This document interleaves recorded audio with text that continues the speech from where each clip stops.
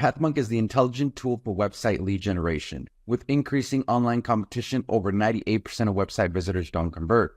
The ability to successfully show your value proposition and support visitors in their buying journey separates you from the competition online. PathMonk qualifies and converts leads on your website by figuring out where they are in the buying journey and influencing them in key decision moments with relevant micro experiences like case studies, intro videos, and much more. Stay relevant to your visitors and increase conversions by 50%. Add PathMonk to your website in seconds. Let the AI do all the work and get access to 50% more qualified leads while you keep doing marketing and sales as usual. Check us on pathmonk.com. Welcome to today's episode. Let's talk about today's guest. We have Quinn Palmer from interVal. How are you doing today, Quinn? I'm good, thanks. How are you? I'm doing great. Thank you so much for asking. And well, Quinn, I'm sure our listeners are tuning in, wondering what interVal is all about. So in your own words, tell us a little bit more. Absolutely. So interVal helps accounting firms, financial institutions, and wealth management firms across North America essentially grow revenue in less time. So we use automated data discovery and AI so that advisors can upload accounting documents of small to medium enterprise clients, which then automatically uncovers these valuable opportunities linked to things like excess working capital, serviceable debt, and valuation. So basically a wealth or financial advisor or an accountant, they get teed up with all of these opportunities and ways that they can help their small to medium business clients grow or optimize, therefore creating more revenue for themselves or the firms that they work in. And all they have to do is start having the conversations. Well, that's good to see. So, I mean, to kind of get an understanding for our listeners of interVal, then, what would you say is a key problem that you guys like to solve for clients? It depends on what industry or which vertical we're in. It remains the same product across the board, but depending on who we're talking to, they all have big hurdles to get over in each one. Oftentimes it's human capital. So the accounting industry specifically, the CPA chartered professional accountant graduation rate is plummeting and continues to. And so there's a lot of work and not a lot of people. So we solve for time often, as well as just problem solving. So starting those conversations from the lens of, here's some information you didn't have before. It's information that's always been hidden in accounting data, but in surfacing it, you can actually action a lot more items and therefore basically sell more products or sell more hourly time through the discovery of this using technology. Definitely. Okay. And well, I mean, I don't want to, you already mentioned a couple of vertical segments that you guys like to go for: financial, accounting, consulting. Is there any other segment that you guys like to go for, maybe outside of those? Not necessarily. I mean, we're always open to new ideas, but our three primary verticals are, like I said, accounting firms, wealth firms, and banks or financial institutions. So we have some credit union clients as well. Like I said, the platform kind of stays the same throughout, but they solve for different big ticket values. Like for banks, they're sifting through data to find loan opportunities. In wealth, we generate new opportunities for increased assets under management, things like that. So although it's the same information across the board, there's different highlights for each user. And great to hear that then. And so how would then, if I was a credit union, how would I usually find out about interVal? Is there a top client acquisition channel for you guys? Yeah, so we're pretty new to the marketing game as a startup goes. So it's a broad question because yes, but it changes every day because we're trying new things. My role is a growth marketer as well. And so the world is my oyster, and we're starting to report on our first instances of doing a lot of different growth marketing things. So we're B2B, so primarily handshaking, networking, referrals. We have a wicked sales team who nurtures contacts like no other. But from the marketing perspective, we're starting to see a lot of our leads come in from things like paid media and events. They hired me as sort of the first person to ever have any sort of PR or media background. And so we're really in a learning curve for what brings us the best inbound. But I find something referral based. So even if it's paid media, going to a trusted source in the industry, a newsletter, a YouTuber, different varieties, podcasts are great options. And having those people who already have a following, who trust what they say, start to speak about us. That's been a really great channel of acquisition for us. All right, awesome to hear that. So then, our listeners could go ahead and visit you. They could always check you guys out at inter-val.ai. What role does a website then play for client acquisition? It's a really big part of the customer journey. As you said, obviously Pathmonk is hyper aware of this, but when I first started this role, our sales team was really struggling. They'd get into a demo and somebody would be like, I don't know what you do based off of your website. So of course it was a major weakness of ours. And given that we sell to multiple verticals, the navigation was really missing. People weren't resonating with their own problem statement the moment that they got to our website. So we switched up the navigation when I came in the door, when our marketing team grew. So now our biggest strength is that you can go to the website and you're not confused by this sort of one size fits all description of what the product is. You identify yourself as soon as you come to the site as an accounting firm, as a banker, financial institution, or as a wealth firm. And then we start to speak to you directly, your words, your phrases, your experiences. It's really changed the game for us. Okay, great to hear that then. So, I mean, like you mentioned, you got there, you started building this marketing team. So then is there any tools or tips or methods that you would recommend to our listeners to get some more website lead generation? Yeah, I think it was really clear to us that like concise copy and calls to action were missing on our website. And we noticed that once we changed it, it was very obvious that our traffic picked up. I feel like that's such a cookie cutter answer as a marketer, but it's true. If your website doesn't make sense in the first few seconds, that lead is typically gone.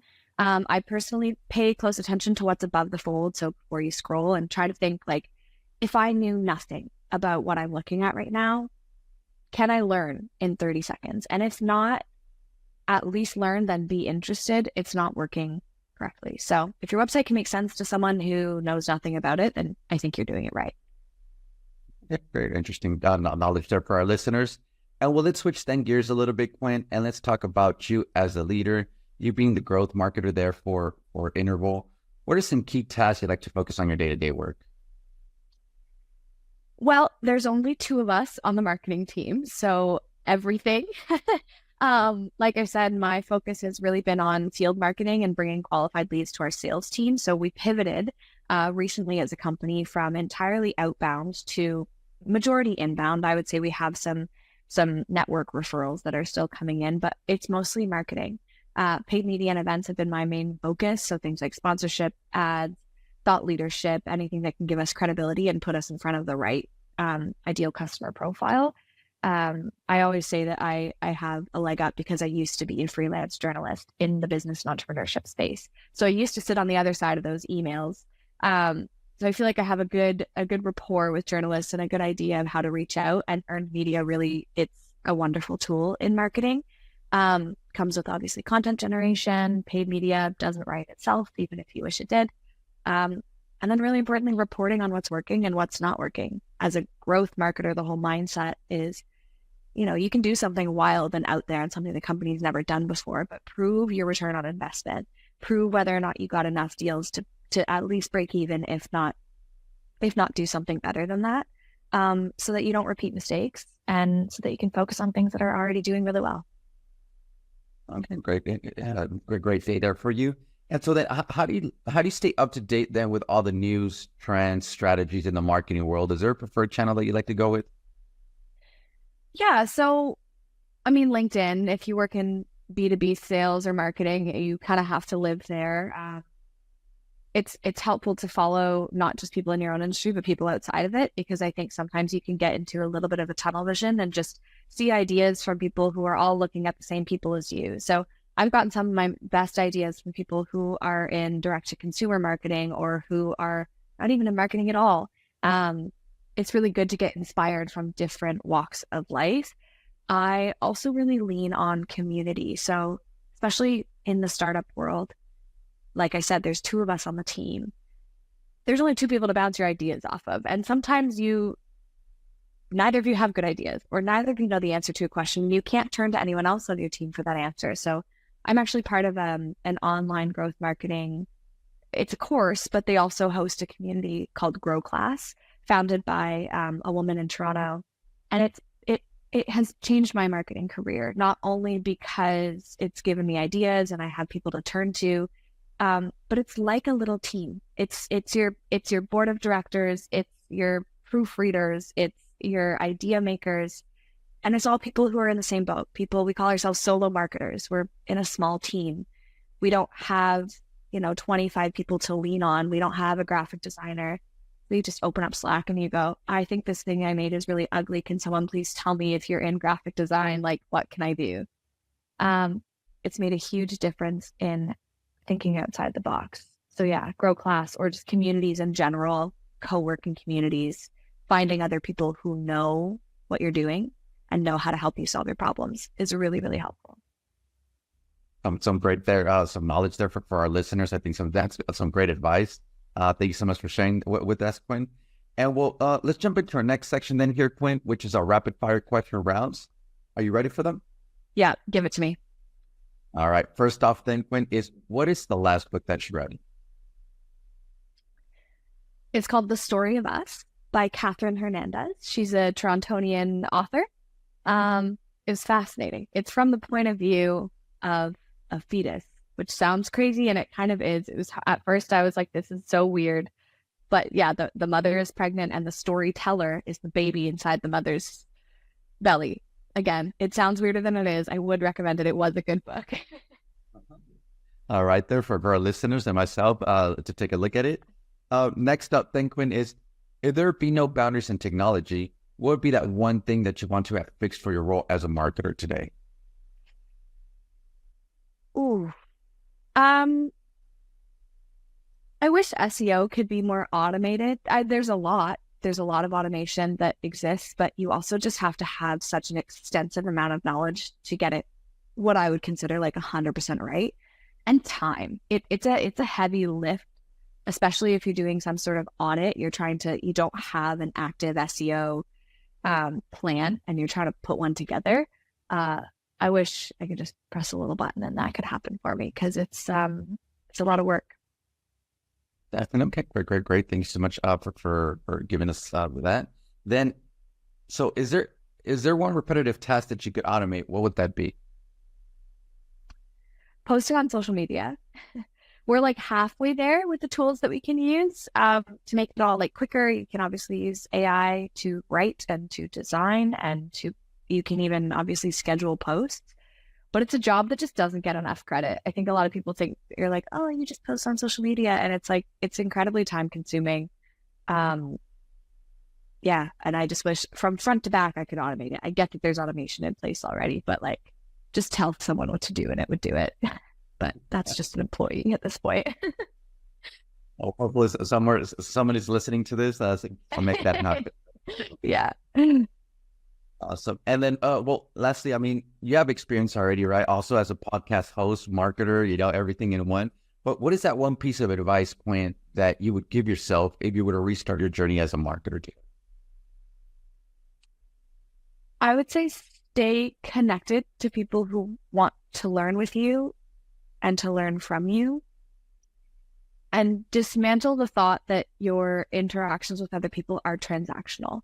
I say this in B2B sales in the fintech industry, so with a grain of salt, but like a lot of work nowadays is very transactional, capitalist, etc. And there's really something special about like not expecting anything in return for helping another marketer with their problem or for introducing someone to somebody else. You're just in it for the sake of helping them and then receiving that same help in return. Staying connected to people, grab a drink, grab a coffee, co-work, whatever it looks like, but do it not for the purpose of a transaction, because that's when it actually starts to do good things for your career personally, but also typically for your company, which if you like what you do, hopefully you have the communal goal to grow. It's gotten me jobs. It's made me best friends. It's gotten me opportunities I wouldn't have had otherwise. Definitely. All right. Some great advice there for our listeners. And Quinn, well, we are coming to the end of the show today, but before we do end, I do want to give you the last word. Say someone forgets everything about the interview today. What is that one thing they should remember about interVal?